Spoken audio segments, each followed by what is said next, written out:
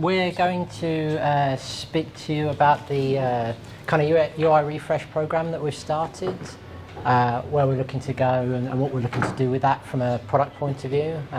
Hopefully whet a few appetites for what's coming, but we'll see. So in terms of the two of us, I'm Ben Jaggard.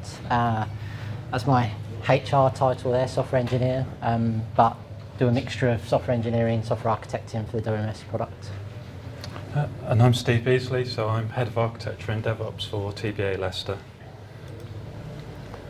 So, first thing we're going to cover, why have we decided to do a UI refresh? Daryl's already sort of covered some of this. It's hard to believe, but the WMS v6 client is 13 years old already. Of course, the WMS has been around for a lot longer than that, but that's the technology we're currently using. I'm sure you'll agree that over the years the WMS has become very functionally rich. It meets the complex needs of warehouse operators around the world. However, we're aware that the technology we use is starting to get a little bit dated. It requires Edge and IE mode, and it's not mobile phone friendly. And technology has moved on a lot in the past decade or so. It's really advanced. So yeah, capabilities of technology has evolved significantly. For a start, we're always connected. We carry our phones around with us. We've got access to the internet all the time. I mean, what did we do before Google? So when you think about it, and how lost do we feel when the internet's down? It feels like part of us is missing, doesn't it? As software developers, technology frameworks have moved on significantly as well. Software architecture and design has radically changed over the years, and web browser capabilities now allow for full, rich applications that can be common across both the desktop and the mobile application. You don't need two applications anymore, you can just have one web application. Things have changed significantly, and I'm happy to say that we're on that journey and we're changing too. So what are we here to present?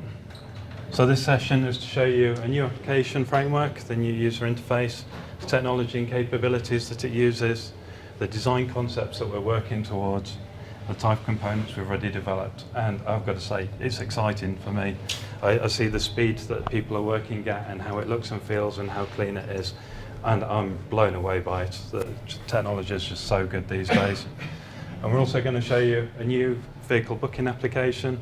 We created this using the new framework as sort of a prototype. It'll bring added visibility and benefits to warehouse operators. And then, as Daryl said, ultimately, we intend to use the new technology framework. We intend to roll that out across the entire WMS application. So, in terms of design and capabilities, there are many front-end frameworks out there now that are available for people to use. TBA Leicester has traditionally been a C# Microsoft software house, and therefore Blazor is a natural choice for us. It's a Microsoft product, it's written in C#, it matches all of our skill set. And the new application framework is written using the latest C#, so C# 12 and .NET 8, which is also the latest version of .NET. That's got long-term support from Microsoft, so we will migrate to the long-term support versions. We've got experience of that, and we know it's always easy to do. In terms of the architecture, so we've designed the system to be backwards compatible, and it will work with the existing backend with minimal changes. There will be some, of course, but it won't be too many. And then just here, we've got the new application. We're splitting it into multiple parts, multiple applications, and there's various reasons for that we'll cover later on in the slides. But despite that, it goes through and it appears as a single application to the end user. You wouldn't know that the back end split when you come to use it. Another advantage is that whilst you might want all the applications available internally in your warehouse, you might also want some to be available and to be customer facing on the internet. And it makes it nice and easy through the API gateway to only give them access to the applications you want. It gives you that extra layer of security.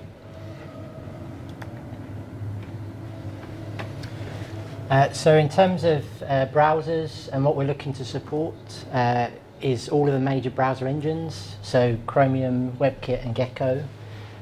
Those give us all of the major browsers that you might be used to using on your home PCs, your Chrome, your Edge, your Opera, your Safari on your phone, your Firefox.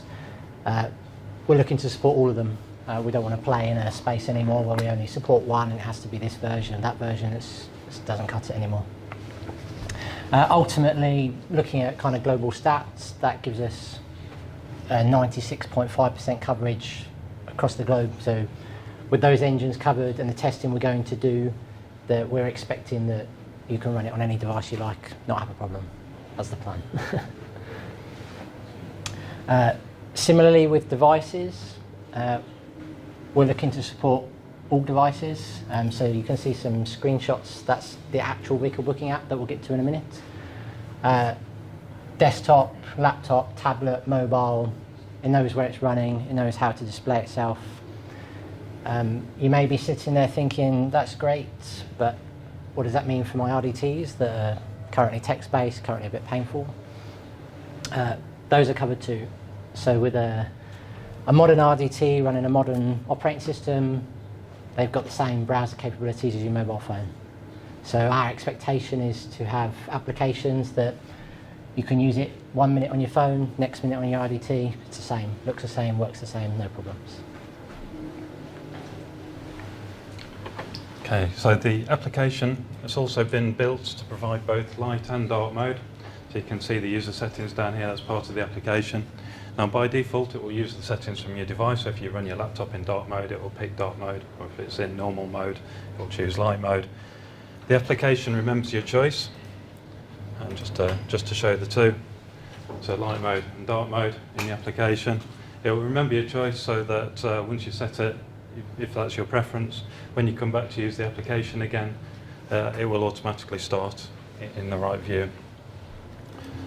Similarly, the application's been designed with language support in mind, and again, by default, it will pick the language that your device is set to. So you can see a couple of examples here where we've got UK English, and then I think Italian even is off the bottom of the list on the screenshot. Again, you can set your preference, and it will remember that preference for you, so you don't have to set it every time. So I think a lot of you will be used to the grids in the V6 product. Here's an example grid from the new user interface. It has kind of feature parity with the current grid system, but there's a few added parts. An example being quick filters at the top. So you can have filters for grids. You know, maybe you need to. I mean, in this example is a truck move from the TOS product, but you can filter to inbound moves really quickly, outbound moves really quickly, make that cutting of the data fast. Are the quick filters customizable? At the moment, no, but that's definitely something that we can take on board and look at if you guys think that's usable. That's kind of part of this presentation. Is if you guys have got ideas, then we're all up for listening and trying to make it work the way that customers need it. The other bit that goes along with any part of the system really is hotkeys. So if you're doing particular work, you might need to quickly filter, you might need to quickly do an action to a palette maybe. Hotkeys in the same way can be set up so you can very quickly, I need to dispatch this palette, done. That's the kind of idea. In terms of standard column features, they exist as well, so you can select columns to be on and off, you can move columns around, you can resize them. You can also multi-level sort, which is quite a nice feature if you're looking at quite a lot of data. And a couple of new bits that we've got, which makes the screen a bit richer, is icons, colours, process timelines. So rather than looking at a status of a palette, for example, and having to work out where it is in the process, you can have a timeline in that particular grid that says, this palette's at this stage.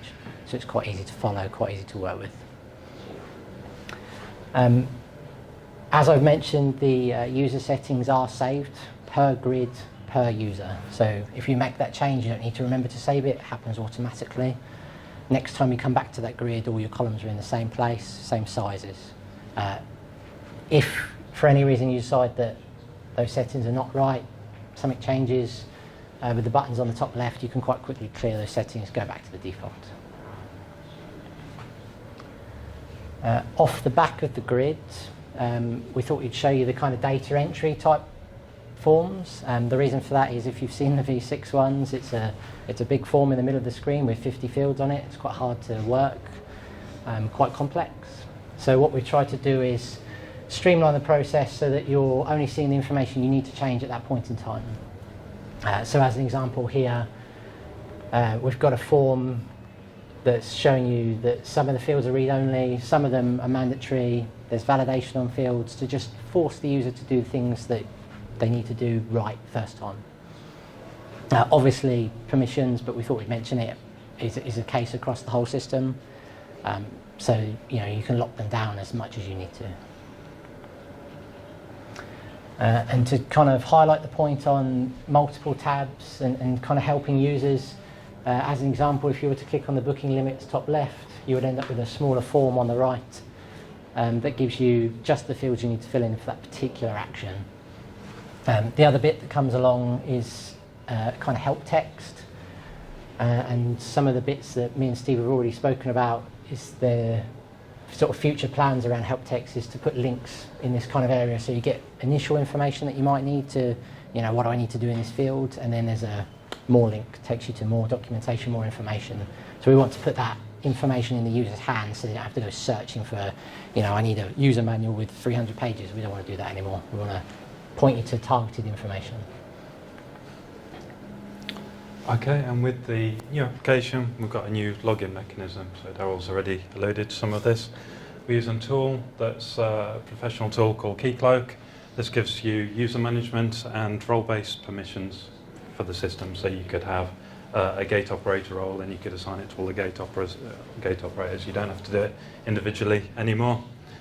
It's also got the advantage that it allows us to authenticate with any provider.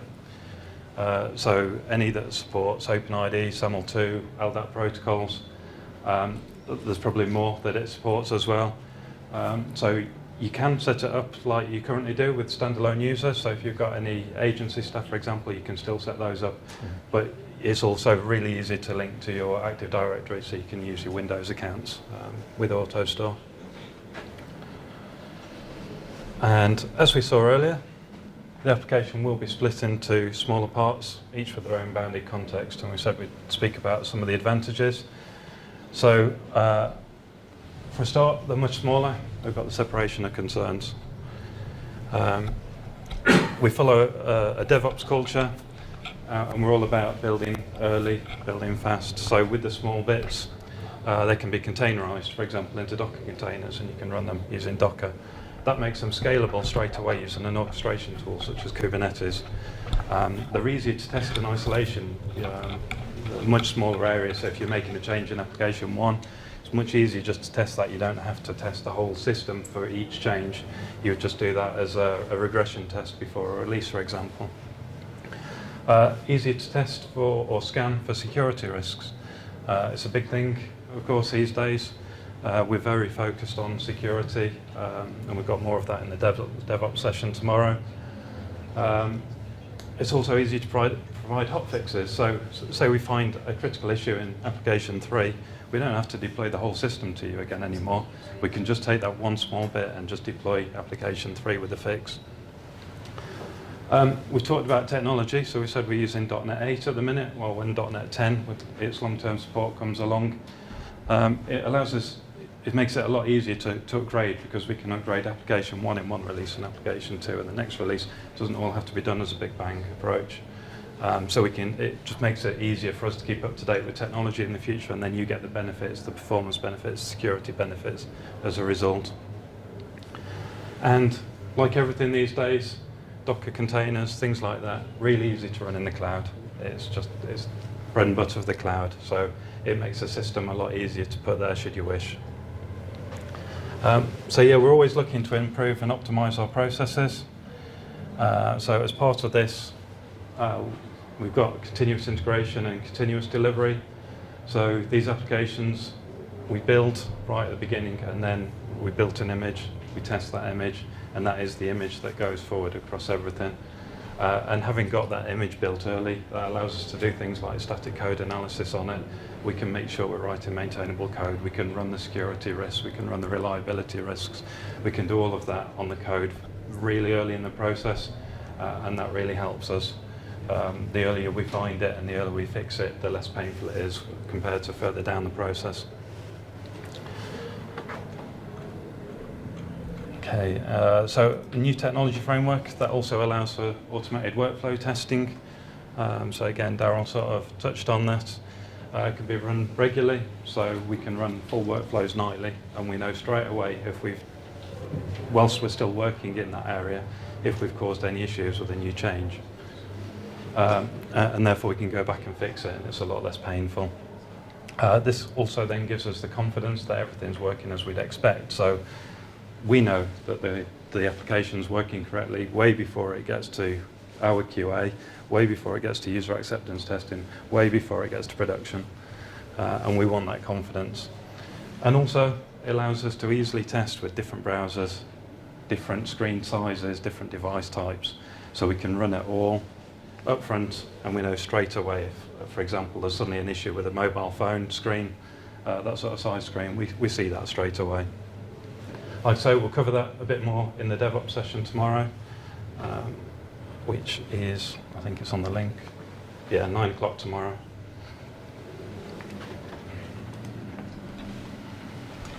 Okay, so on the next slide we've got a kind of video of the vehicle booking app and the Haulier portal. So in terms of a context of what they do, the vehicle booking app is an application that would be used internally within your warehouse, and it's there to manage the vehicle flow to and from that warehouse. So control the number of deliveries, number of collections, maybe particular trailer types because you've only got a certain number of dock doors that can handle particular trailers. Maybe you want to restrict hauliers. Maybe there's certain hauliers you trust more than others. So the intention is that you can set what can be booked by hauliers and control what comes in and out. The other piece to it is a set of metrics and information that will help you with your operation in terms of when you've had cancellations, late deliveries, that kind of stuff. That's all kind of useful for the day-to-day operation. And the other bit it will show is the Haulier portal, which is the external piece that the hauliers would use to make bookings. So what I'll do is, hopefully this will work. Hopefully this video will play, and I'll kind of talk you through what's happening in the different parts. So we've got the vehicle booking system up first.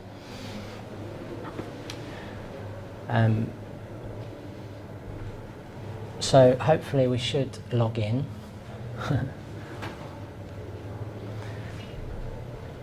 At least it's not all lies. It does work, it does exist. And each of the modules that Steve's alluded to show at the top. So as we build more modules for the system, they exist. A user can pick that module, as an example with this vehicle booking module. I think what we go through first is configuration, so it gives you an idea of grids and what's going on. So here you've got hauliers. Maybe we want to create a new haulier within the system. So you're kind of guided through the steps. You've got the information you need to fill in. There's not 500 fields on the form, it's more of a guided process. See whether I typed everything right as well. For a haulier, you can then set the accounts. So obviously a haulier needs to be able to log in, so accounts that within the Keycloak system are visible and can be linked to a user, and if you need to create a new haulier, you can do that. These are example limits and things that we set on the system. All of this is kind of a pilot work in progress, but it's just to give you a feel of how things will look. So you can create a haulier straightforward, nice and quick. You could also amend one, delete one if you need to. Standard functionality you'd expect, but it's nice and slick, and it's only showing you what you need. I think we should then go into trailer types within the system. So we've kept this very simple, very straightforward. It's kind of down to you in your warehouse what trailer types you'd want to set up. Maybe you want a refrigerated one, maybe you don't. That's kind of completely your choice. I think what I would say is these screens are likely to evolve as we move forward with the pilot, but it's just to give you a flavour. System settings kind of exist in the same kind of format as the rest of the screens. You can set limits for when things become late, when things can be booked, when they can't be booked. You can also set a booking reference format that the haulier will be given. That would give them a unique reference for the gatehouse. Reasons for amending and cancelling. So if a haulier needs to make an amendment, he might have to select a reason. If he needs to make a cancellation of a booking, he might select a reason. That way you get metrics on what's going on. You know, is the same haulier letting you down all the time? Is that somebody you need to go and talk to? Is that someone you need to work on that relationship with? Hopefully we give you the metrics to show that kind of information.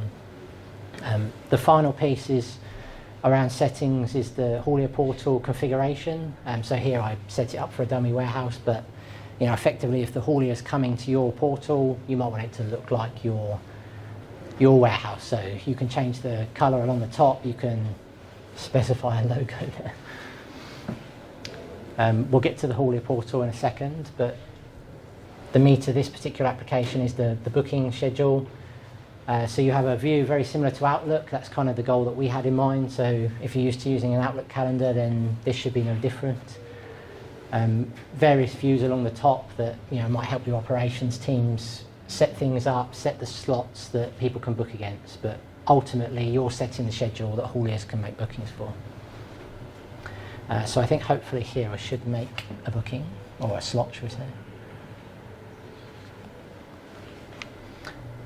You can set frequency of repetition on that booking, so maybe it happens every day, every week, every month, every year. You can flex that as you need to. You can set individual slots up for every particular hour if that's how your operation works. The flexibility is there. And these kind of repetition fields are mirrored based on Outlook. So you're used to using Outlook for meetings. It's very similar. So here I'm creating a weekly slot for Monday, Tuesday, and Wednesdays.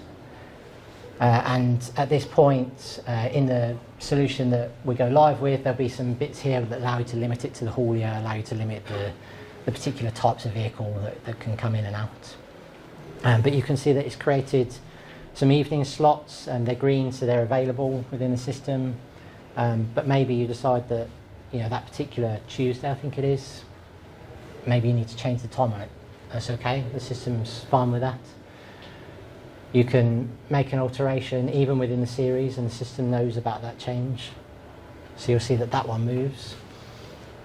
And maybe you've decided that your shift has not got enough people to unload vehicles, so that one can't happen anymore. That's fine. Take it out. That's not a problem. Next Tuesdays is still there.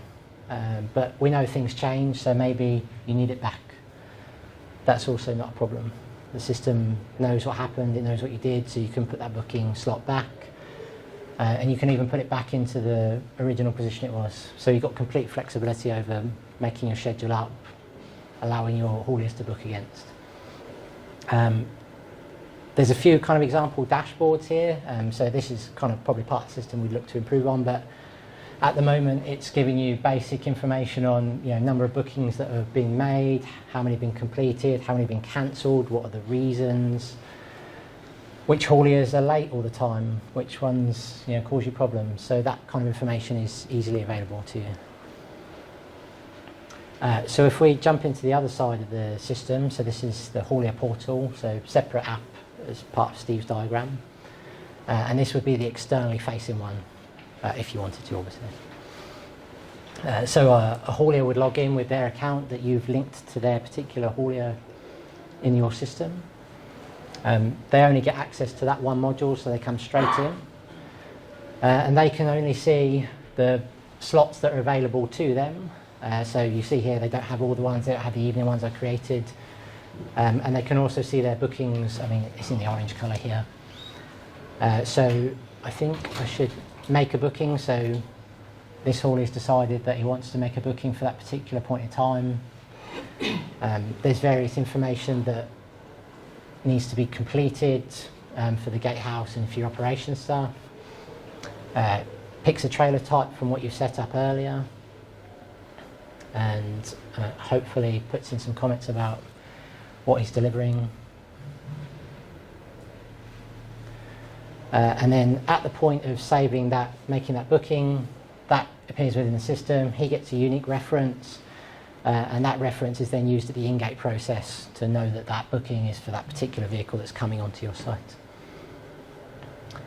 Just to quickly show the piece around changing, so maybe he's decided that actually it's coming on a different trailer type, poor example, but maybe it happens. He picks a reason, he hits save. The final thing he can do is he can cancel that booking. So yeah, maybe he's decided that he's had a vehicle issue, it's broken down, so he's got to cancel that booking. Obviously the system records all that information. It's deleted from his view, it's not gone, so you can still see it happened and what he cancelled and why he cancelled it. The final part of the system, there was a help screen, so that just gives key information for the haulier. If he has a problem, he can't make a booking, he can't find his vehicle type, that gives him your contact information. He can phone the warehouse, what am I doing wrong, get me some help, that kind of thing.